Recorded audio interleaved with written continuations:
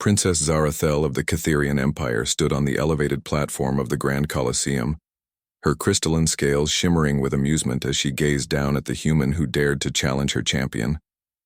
The crowd of various alien species roared their approval, eager for the spectacle about to unfold. Commander Jake Morrison, the only human representative in the Galactic Council's combat trials, stood in the arena's center.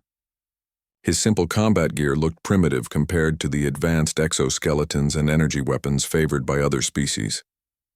At barely 6 feet tall, he appeared insignificant next to the towering warriors from across the galaxy.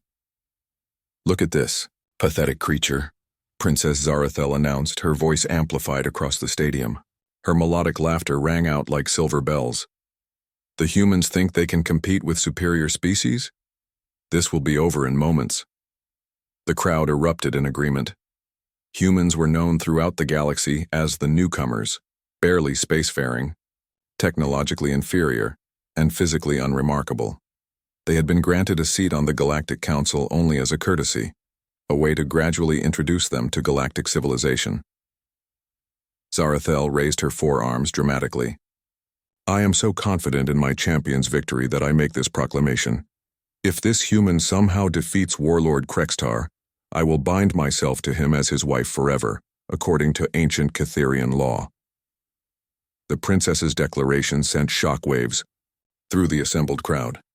Catherian binding ceremonies were irreversible, considered sacred throughout the galaxy. Even her advisors looked alarmed, but Zarathel was too caught up in her arrogance to notice. Jake Morrison simply nodded, his expression calm and focused. He had volunteered for this trial knowing the odds were against him, but Earth needed representation in the Galactic Council's inner circle. Only species who proved their worth in combat could advance beyond observer status. Warlord Krextar entered the arena to thunderous applause. The reptilian warrior stood 12 feet tall, his natural armor plates gleaming under the arena lights. Cybernetic enhancements covered his body, and plasma cannons extended from his forearms. He had never lost a battle in 3 decades of warfare.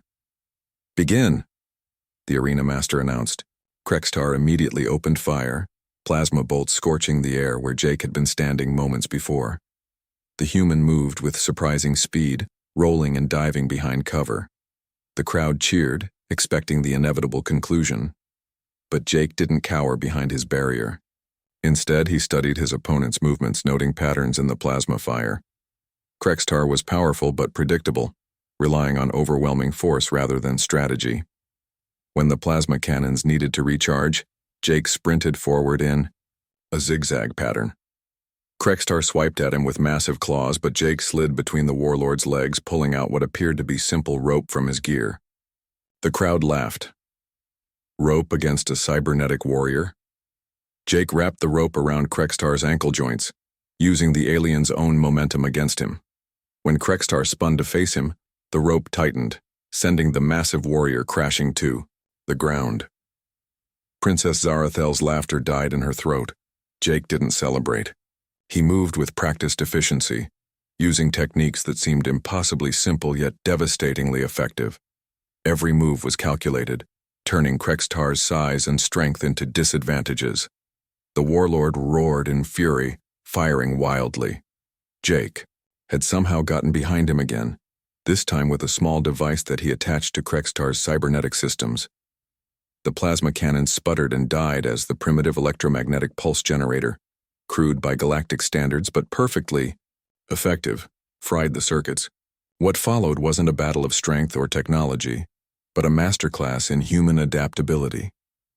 Jake used everything from Krextar's own weapons to pieces of arena debris, constantly adapting his strategy.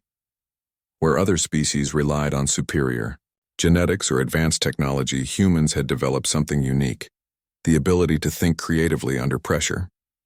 Krextar, despite his enhancements and experience, had never faced an opponent who fought so unconventionally.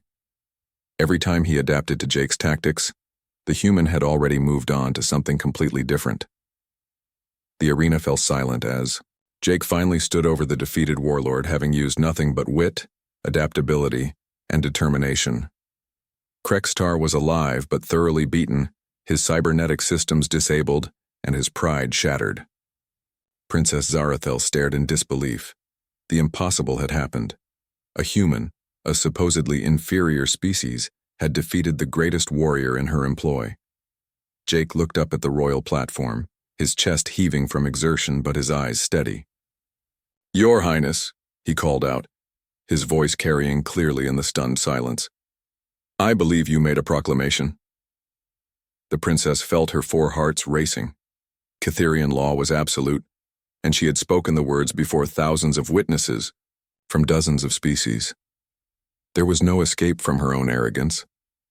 But as she looked down at Jake Morrison, sweaty, battered, but standing proud, she realized something unexpected.